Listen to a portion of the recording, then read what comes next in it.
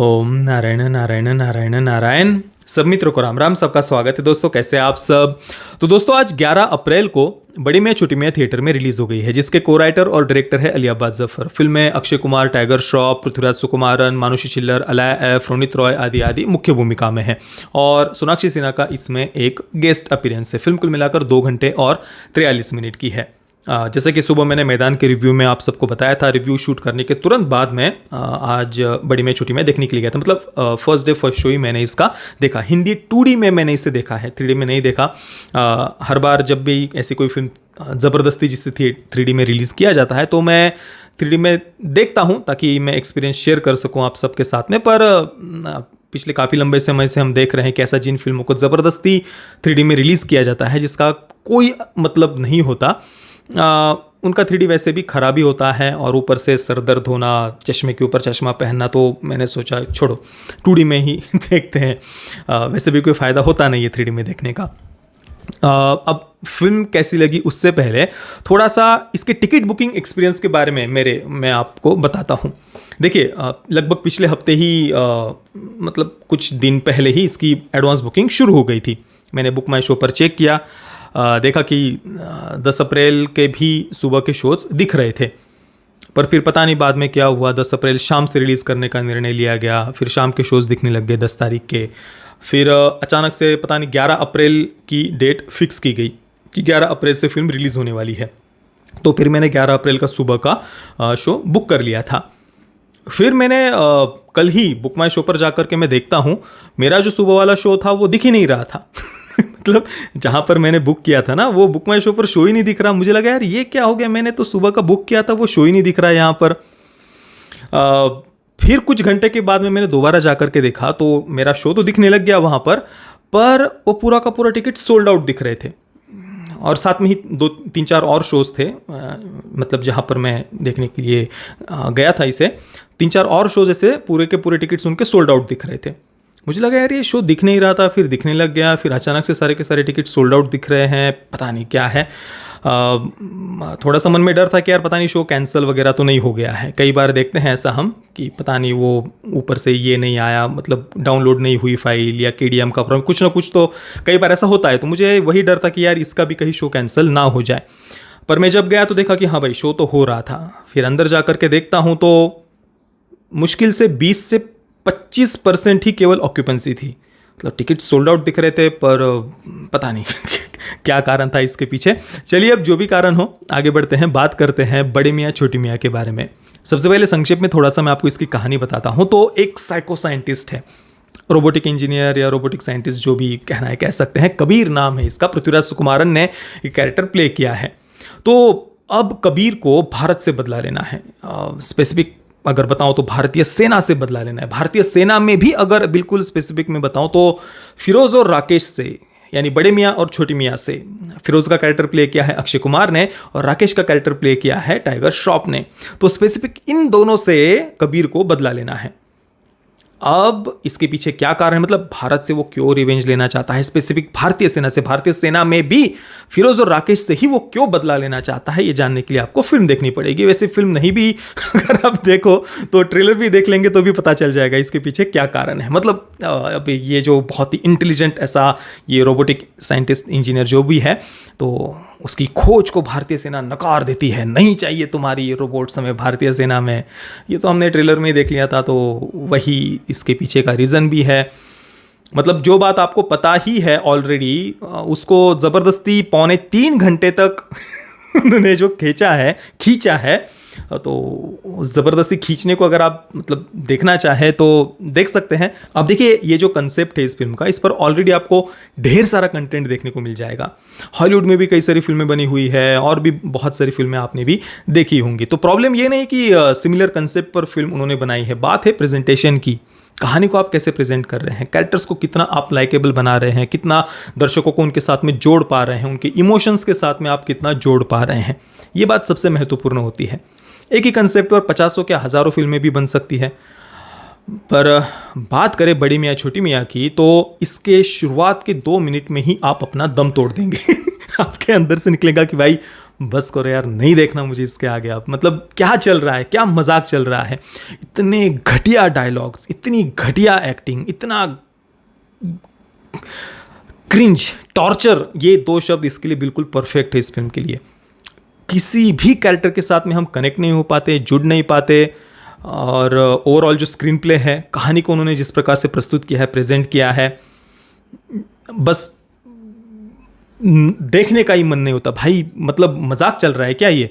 और फिल्म में ये जो बड़े मियाँ छोटे मियाँ हैं, इन पर इतनी सारी गोलियां बरस रही होती है पर इनको लगती ही नहीं है। मतलब ठीक है, ये तो कई बार हम देखते हैं बड़े बड़े एक्शन फिल्म्स में भी कि हीरो के ऊपर बहुत सारी ढेर सारी गोलियां वगैरह चल रही होती है, उसको नहीं लगती है। पर भाई वहाँ पर कुछ स्किल्स वगैरह भी दिखते हैं ना उस मेन कैरेक्टर के, कि वो कितना स्किल्स के साथ में उन गोलियों से बच रहा है, या कुछ ना कुछ तो उसकी बुद्धिमानी वहाँ पर दिखाई जाती है। कम से कम ऑडियंस को थोड़ा सा बिलीवेबल उन सीन्स को बनाया जाता है। यहाँ पर इस फिल्म में सीधे सामने से ऐसे, मतलब जैसे कुछ टेररिस्ट हो, वो 10-20 बड़ी बड़ी ऐसी गन्स लेकर के खड़े हैं और ये दोनों सामने बस खुले हुए हैं, कोई कहीं पर छुप रहे हो, कहीं बचाव कर रहे हो किसी चीज़ से ना, पर फिर भी उनको गोलियां नहीं लगती है। शुरुआत में ही अलकायदा के आतंकवादियों को मारने के लिए ये जाते हैं तो वहाँ पर चाकू और तीर कमान लेकर के जा रहे हैं, और सामने आतंकवादियों के पास में मशीन गन्स है और पता नहीं कौन से AK-47 और क्या क्या था। इनको लग ही नहीं रहा कुछ, मतलब मजाक चल रहा है क्या है। और ऐसे मजाक आपको इस पूरी फिल्म में जगह जगह पर देखने को मिल जाएंगे। मतलब भाई इतनी जानबूझकर जैसे इसको मजाक बनाया हो ऐसा ही लग रहा था, जैसे कि गणपत के समय मैंने आपको कहा था ना कि भाई ये क्या मजाक है, जानबूझकर फिल्म को खराब किया ऐसे लग रहा। तो वही फीलिंग मुझे यहाँ पर भी आई। और सबसे बड़ा मजाक क्या था पता है, अब एक बहुत बड़े मिशन पर ये होते हैं बड़ी मियाँ छोटी मियाँ, एक सीक्रेट पैकेज को उन्हें कहीं पर उनको लाना होता है। अब मैं आपको वैसे कुछ स्पॉयलर्स जैसी बात है नहीं, पर फिर भी चलो नहीं देता हूँ स्पॉयलर्स आपको। तो ये दोनों वहाँ पर जा रहे होते हैं उस मिशन के लिए। सबसे पहले तो ये छोटी मियाँ अकेला जाता है उस मिशन, उस पैकेज को जो भी है वो चीज़ लाने के लिए। तो बड़ा कोड वगैरह डाल करके ऐसे कुछ हैक कर रहे हैं तिजोरी को वगैरह, इतनी मेहनत से मुश्किल से वहाँ पर वो जा रहे हैं। हाँ, और वहाँ पर वो पहुँचते हैं, उसके बाद में अचानक से ये बड़े मियाँ की एंट्री ऐसे ही एक दीवार तोड़कर हो जाती है। मतलब भाई ये दोनों फिर क्या कर रहे थे, इतनी मेहनत से वो ये कोड हैक करो, ये करो, वो करो करके ये पहुंचे, और वो बड़े मियाँ कैसे डायरेक्टली दीवार तोड़कर आ गया। चलो वो भी चलो समझ लिया कि वो आ गया दीवार तोड़कर, बड़े मियाँ कैसे भी आ गया होगा, बहुत ज़्यादा इंटेलिजेंट होगा वो, जो भी है। इसके बाद में एक बहुत विचित्र बात होती है, ऊपर ऐसा कुछ पार्किंग लॉट जैसा कुछ होता है तो ये जो विलन की गैंग है वो पार्किंग लॉट से ऊपर से ऐसे खड्डा करती है, होल करती है, और डायरेक्टली उस सीक्रेट वॉल्ट में जो भी तिजोरी वगैरह जो कुछ भी जिसको हैक करके अंदर गए होते हैं ना, डायरेक्टली उसके अंदर ये पहुंच जाते हैं विलन की टीम। बाप रे बाप, मतलब फिर ये लोग इतना क्या कर रहे थे इधर उधर ऐसे, इस गली से इस जगह, छोटी छोटी वो जगह से वो जा रहे हैं, हैक कर रहे हैं, ये भी सीधे पार्किंग लॉट से ऊपर से होल कर देते। मतलब इतनी वो कहते हैं ना, assault on an assault on the senses. बस हमारे सारे सेंसेस का को ये टॉर्चर करती है फिल्म, लिटरली क्या चल रहा था ये। ऊपर से इतने घटिया परफॉर्मेंसेस, इतने घटिया, विशेषतः मतलब किसी को व्यक्तिगत टिप्पणी में नहीं करूंगा, पर कैरेक्टर्स क्रिंज थे सच में। जैसे कि अलायफ का जो कैरेक्टर था, इतना क्रिंज कैरेक्टर था, वो देखा ही नहीं जा रहा था। और बाकी भी सब बड़े मियाँ हो, छोटी मियाँ हो, क्या बातें कर रहे थे। सड़क छाप टपोरी भी ऐसी बातें नहीं करते हैं, इतनी घटिया भाषा में। और वो जैसे ऐसे ही सेट पर खड़े खड़े कुछ मन में आए वो कुछ वो बोल रहे हो, ऐसा ही चल रहा था, जैसे कि कैमरा लगा दो, बोलो भाई जो बोलना है। और क्या स्टंट्स थे। और अगर आप बस इसे एक एक्शन कॉमेडी फिल्म की तरह भी देखना चाहते हैं ना, जैसे कि बस आप दिमाग साइड में रख दो, एक ब्रेनलेस एक्शन कॉमेडी हमें देखनी है, उस दृष्टि से भी अगर आप ये फिल्म देखने के लिए जाएंगे ना, तो भी ये फिल्म आपको केवल टॉर्चर करेगी। क्योंकि ना इसमें एक्शन ऐसा कुछ हम एंजॉय कर पाते हैं, मतलब कुछ बहुत ही ऐसे एक्सेप्शनल स्टंट्स हमने देख लिए हो, या कुछ बहुत ही अलग ऐसे कुछ गन शॉट सीक्वेंसेस उन्होंने दिखा दिए हो, डायरेक्टर ने कुछ ऐसी क्रिएटिविटी दिखाई हो उन एक्शन सीक्वेंसेस को शूट करते समय जो हमने इससे पहले कभी देखा ही नहीं हो, ऐसा भी कुछ नहीं था। ऊपर से उन एक्शन सीक्वेंसेस को इतना खराब तरीके से शूट किया गया है ना, मतलब वो नहीं देखे जाते हम। और ऊपर से जो मैंने लॉजिक बताया ना, गोलियां चल रही है, इनको कुछ लगे नहीं रहा, और कहीं से भी कुछ भी हो रहा है, वो लिटरली मजाक थे वो एक्शन सीक्वेंसेस।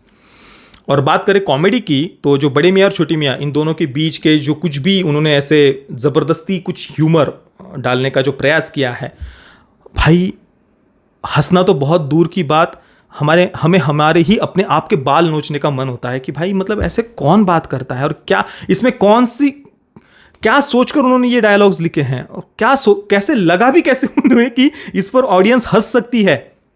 देखिए, बड़ी कॉप फिल्में ऐसी बहुत सारी अच्छी अच्छी फिल्में, जैसे कि जैकी चैन की रश ओवर का उदाहरण हम दे सकते हैं, या विल स्मिथ की बैड बॉयज़ का उदाहरण हम दे सकते हैं। तो मैंने कहा ना, एक सेम कंसेप्ट पर कई सारी फिल्में बन सकती है अगर अच्छी दो एक्टर्स की उनकी जो भी आप कहे जोड़ी अच्छी बन रही हो, तो उनको लेकर के पूरी एक फिल्म सीरीज भी बन सकती है। ऐसी बात नहीं कि नहीं बन सकती, पर यहाँ पर अक्षय कुमार टाइगर श्रॉफ दोनों में कुछ ऐसा मेल मिलाप ही नहीं लग रहा था।